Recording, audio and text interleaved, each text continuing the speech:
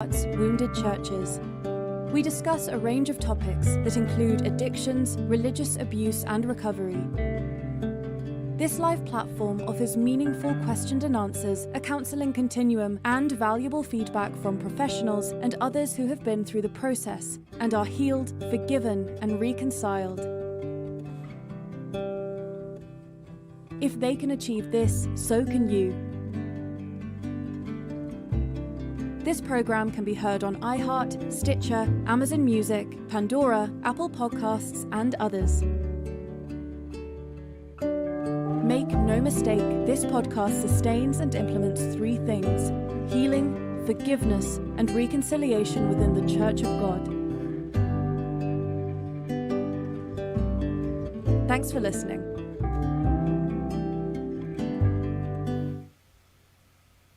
Good day, friends. Good to see you again tonight for the podcast, Wounded Hearts, Wounded Churches. We discuss on the podcast different subjects of religious persuasion. We talk about abuse, recovery, addictions, things like that. Also a counseling continuum. And of course, we have our live call-in activities. So again, glad you're here tonight to join us in this Wounded Hearts, Wounded Churches podcast. We have an exciting team that works with us here. Our director, Tania McLeod, she's a mom. She homeschools, editor of Arise Magazine, and she's in the Atlanta area. Also, Sister Stella Cavan, she's a mom of 7. She's a grandmother, 2 sons that are ministers, nephew that's a pastor, and another one that's a minister. In fact, her father was a minister in Church of God years ago. She's in the Ohio area. And of course, we also want to discuss briefly about the passing of Ken Probst. He was a very important part of the podcast, friends. In fact, he was a pilot many years in Alaska there and has an extensive background in Church of God. His father and grandfather were involved deeply in Church of God. So we do mourn his passing as part of the staff here. Friends, the main focus of this podcast, our opinions, expressions, etc. Do we always agree with the speakers? No, we don't. But we want to discuss these things, these opinions and traditions, and they can be a bit nervous or a bit sensitive. I would say that. So be advised, some of the content is sensitive and will need some listener and viewer discretion. But make no mistake, this part I want to be clear. Our only focus here is to submit to our viewers, listeners, reconciliation, healing, and forgiveness within the Church of God. That is our main focus. We've been doing this now 2 years, spent thousands of dollars trying to pursue this because we know many have been hurt, displaced, etc. So we love you, reaching out to you tonight. And if you're not going to church now, these issues that arise, friends, don't stay out of church. I met a man even today who left the church over some issues, and I begged him to go back. Because God says, not get yourself together, as some are. So God loves you. The people of God love you. So return, come back to the church and be a support in your local church area. So again, that's our focus tonight, to sustain healing, forgiveness within the Church of God. Friends, this podcast is so exciting as far as the effect of podcasts, generally speaking. Last week, 30 million people. Can you imagine that? 30 million people listen to podcasts throughout the world. In fact, this podcast, we got, I think, about 5 or 6 texts, emails from Africa this past week. So we're glad about that. But this podcast can be heard on Buzzsprout, Poddash, Podchaser, Amazon Music, Pandora Review, Apple Fake, SoundCloud, True Social, Alexa, and YouTube. So we're glad to expand that, to reach out many people as we possibly can. So tonight, again, we have Brother Mullins, Alabama pastor there. I'm sure you have heard of him. Been around the country many times. You are familiar with his information on the internet, his activities there. We want to get his information tonight. You can contact him. So, Brother Mullins, glad to have you here tonight, my friend. Glad you returned. Thank you, brother. Friend, we've been discussing this most tenuous situation that caused a great split back in the 80s. Woman in the Wilderness.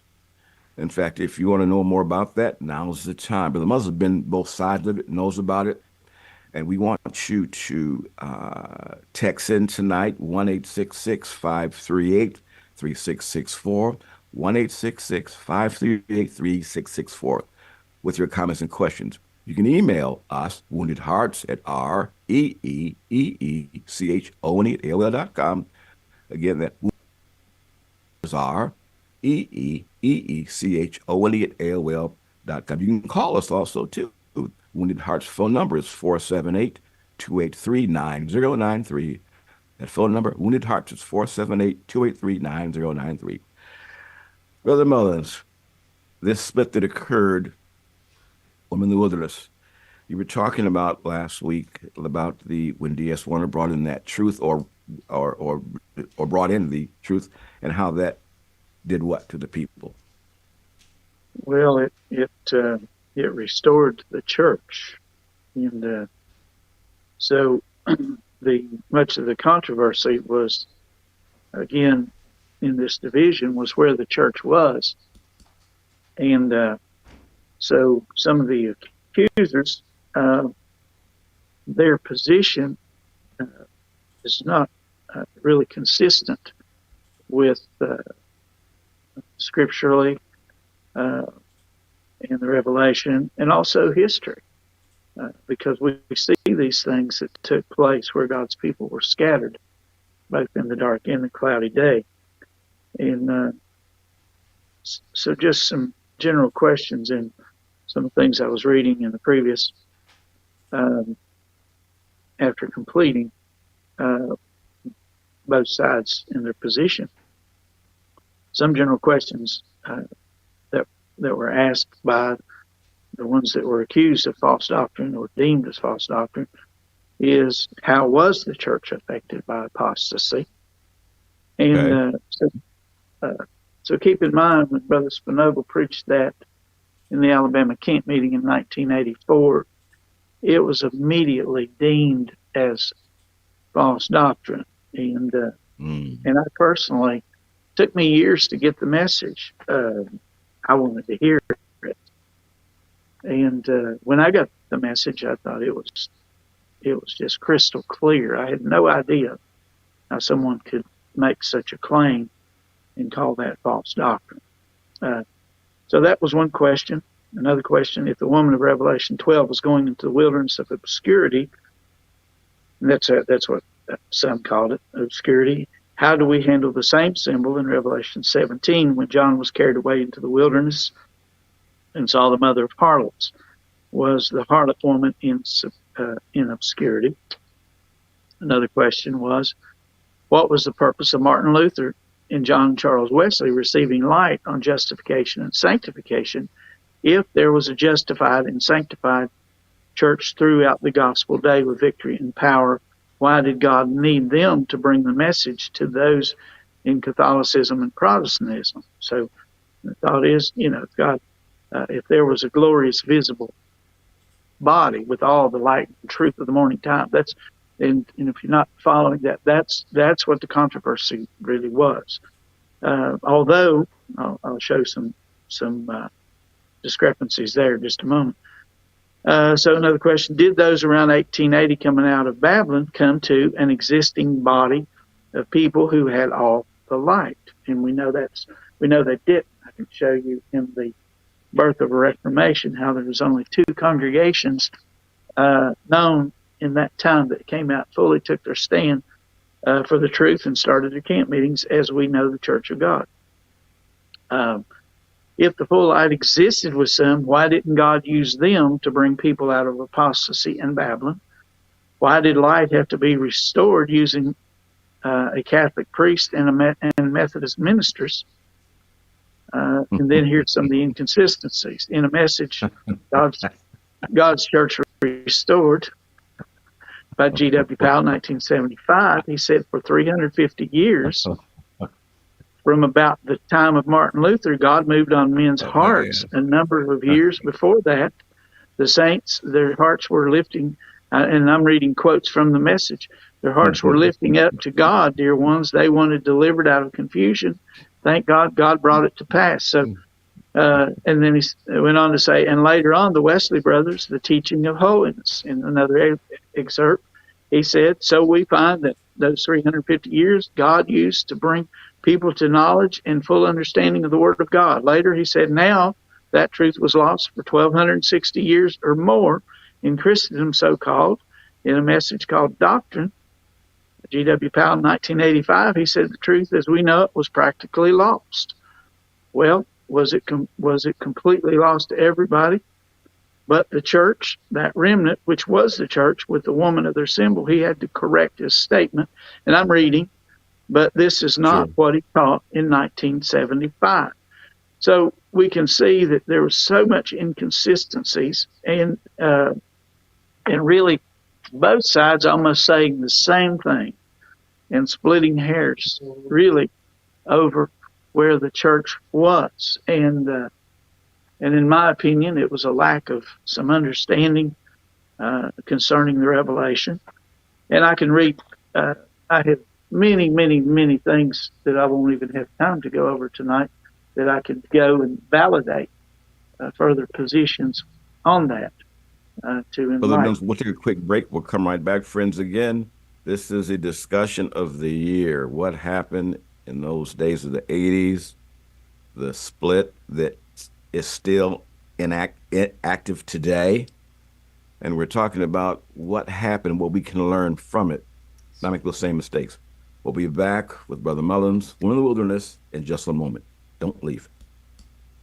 Greetings. Wounded Hearts, Wounded Churches is a weekly podcast reaching out to the disenfranchised, disconnected, or wounded. Remember, you are not forgotten. You went through a debilitating situation. As a result, we are reaching out to you in love with forgiveness, reconciliation, and healing. We also offer an exciting magazine called Arise. It's an excellent fit for class discussions or personal devotions. Arise can be purchased through our website or by calling 478-784-7600. This podcast was designed by Church of God for Church of God. Don't go away. Stay tuned for more exciting conversations. Thanks for listening. Glad you're back. We're talking about Women in the Wilderness and that split that occurred it split families, it split friendships, churches, on and on and on, even to this day. We're just taking a look at it to learn from it. But it was cataclysmic, it really was. I mean, so we're discussing these things to find out what went on and how we can do better in this. Brother Mullins, continue, please, if you would. Okay, so before I jump over to any ministerial letters, which I have a number, but all those things being said, and of course we understand the accusation was they destroyed the church. Okay, there's a young man had written a book. It's called The History of the Church of God from 1880 through 2005, and it's a young man from West Virginia that had written this book, and he was telling of difference. Very good book, very, very good book. It's a lot of history. But I find one discrepancy, the same charge that was listed here on page 112 of this book, and it reads like this. It says it's called The Wilderness Teaching. And he's parroting what he'd heard, okay? Around 1985, division again rocked the church because I'm reading this, so I'm not being disrespectful when I read the names. I'm just reading it as it is. Around 1985, division again rocked the church because of Dwayne Spinogle of Morgan City, Alabama. Spinogle was a powerful preacher who consistently preached on revelation and pastoral authority. Spinogle, now this is erroneous. Okay, it's very erroneous. It's not accurate, and I'll prove it to you in just a moment. Spinogle taught the teaching. This is what he's saying. This is what he wrote in his book, and they need to add a disclaimer and correct this. Spinoza taught the teaching that the pure woman of Revelation, the 12th chapter, the church, the bride of Christ, became the harlot woman of Revelation, the 17th chapter. He changed the meaning of the symbol itself, which is absolutely inaccurate, and taught that the church was destroyed, meaning that at one point in history, the true church ceased on earth. Some now teach the woman in Revelation 12th chapter was the Roman Catholic Church of God. Spinoza refused to submit to the brethren, and division occurred. During this division, great men such as Spinoza and, of course, Griffin left the body. An estimated 10 or more congregations followed, including Knoxville, Tennessee, Hattiesburg, Mississippi, Forest City, Arkansas, New Smyrna Beach, Florida, Burn Station, Oklahoma, and many others. The publication for the wilderness churches is The Ambassador. Over the next 20 years, other congregations have left the main body. Now, what is the main body? That would be my question. The most visible area of compromise. And keep in mind, this is a group that also teaches they are exclusively the church alone. Okay, that's why they're using terms like the main body. Over the next 20 years, other congregations have left the main body. The most visible area of compromise has been the dress standards, the hair standard, the standard against television and the movies, the standard of divine healing, and the standard of tithing. So, again, that's I'm going to read something to prove to you that that's absolutely inaccurate, and it was a wrong charge. So I have a couple of I'm going to read a couple of excerpts from messages from August 25th, 1985. This is called The Church and the Apostasy by Dwayne Spinoza. Again, keep in mind, there's other charges in other letters and messages that made statements like, don't make my mother a harlot. Okay? Mm-hmm. And again, they were charging Brother Spinoza as destroying the church. And not willing to reason and listen and hear people out. But I'm going to read this. He says, we see a picture here of the church. This is Brother Spinoza in 1985 in a message. We see a picture here of the church as it continued. And keep in mind, as it continued, there was generation after generation. James, Peter, Paul, and John, they stayed true, but they died off. Another generation came, another and another. This portion that apostatized, the church, when it apostatized, that's not my spiritual mother. My spiritual mother are those who started this and stayed true, and that remnant that stayed true down through here. That's my spiritual mother. These that apostatized and gave over to this and cooperated with this, they are not my spiritual mother. So these are some of the things that I begin to find in the research. And if you don't have any questions, I have some more. No, I do. Okay, go ahead. Brother Mullins, I'm a black and white guy. I'm pretty simplistic. So one of the issues here is a difference in one of the symbols to a couple of, was it a symbolic split over some of the symbols? Yes. Mm-hmm. Wow. Yes. And so because I'm sorry, go ahead, please. So to explain that, when we see Revelation, the 12th chapter, and it talks about the woman with the moon under her feet, clothed with the sun, okay, that's the church in her morning glory.